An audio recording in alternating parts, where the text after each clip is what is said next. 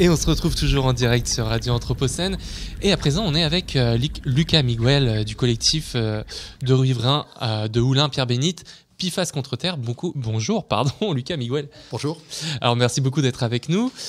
Aujourd'hui, si vous êtes là, c'est pour nous parler d'une action contre la production de PFAS que vous allez mener prochainement. Est-ce que vous pouvez nous en dire un peu plus ? Alors effectivement, c'est une initiative en fait à la base de Alliance écologique et sociale, qui aura lieu à Oulin-Pierre-Bénite le dimanche 26 mai à 15h. Donc intitulé Pour un avenir sans polluants éternels, puisqu'effectivement il vaut mieux le dire positivement, s'agissant d'une marche festive, citoyenne et familiale.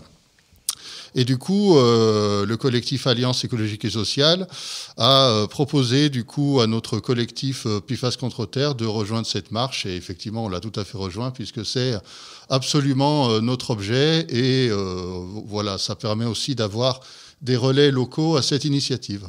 Alors, le collectif PFAS contre Terre, est-ce que vous pouvez nous expliquer un petit peu sa genèse ? Sa genèse, le collectif est assez jeune en fait. Il a été vraiment officiellement déclaré il y a 2 mois. C'est toute une aventure qui a nécessité effectivement un temps de maturation, puisque là, du coup, depuis lundi soir, il y a une soirée à la Maison de l'Environnement à laquelle nous étions présents et nous avions pris la parole pour notre collectif. Donc nous sommes à 2 ans effectivement de l'éclosion de l'affaire Arkema, comme on l'appelle souvent. Donc effectivement, il a fallu du temps, effectivement, de maturation, de prise de conscience, de sensibilisation, etc., pour que je pourrais dire la mayonnaise prenne, et la mayonnaise a pris, voilà. Donc nous étions à la base des personnes militantes localement, voilà. Et effectivement, le format collectif qui pourrait paraître plus ouvert, permet effectivement de s'ouvrir à la population locale, aux habitants, aux riverains.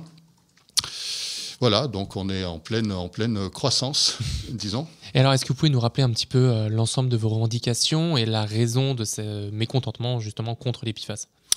Alors, il y a différentes choses. La première chose, c'est qu'effectivement, il y a une vraie, et ça on le constate dans notre militantisme local au plus près de la population, puisqu'on fait des porte-à-porte, puisqu'on fait des tractages, des diffusions, des rencontres avec la population. Donc, malgré effectivement, et tant mieux, la forte médiatisation du sujet depuis 2 ans, on constate localement, notamment sur Pierre-Bénite-Oulin, que oui, si on parle effectivement des PFAS, des polluants éternels, des perfluorés ou de l'affaire Arkema, les gens en général ont quand même entendu parler, quel que soit le vocabulaire qu'on utilise. Mais s'agissant du sujet et de l'impact, notamment sur la santé humaine, la santé publique, il y a encore effectivement beaucoup d'informations à apporter. Donc c'est un des objets effectivement de notre collectif, c'est-à-dire participer à la sensibilisation, à la prise de conscience. Il y a aussi un vrai besoin d'information tout à fait légitime chez les populations qui sont face à ce sujet, bien sûr qui les dépasse, puisque c'est pas un sujet local, c'est un sujet international. Voilà, et puis un besoin de confiance, de rétablir la confiance, d'où ce besoin d'information, de transparence, de clarté. Donc ça, c'est un des premiers objets du collectif.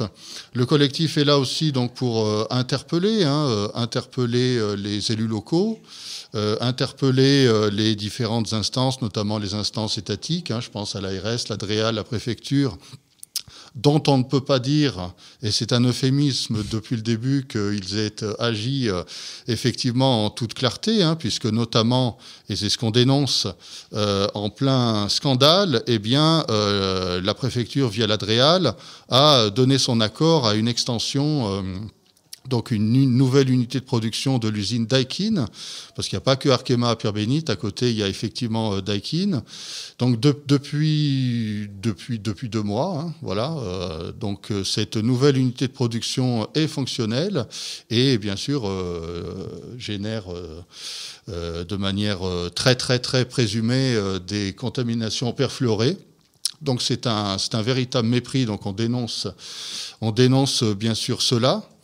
Voilà, donc informer, sensibiliser, participer à la conscientisation, à la mobilisation citoyenne, interpeller, bien sûr, participer au rapport de force.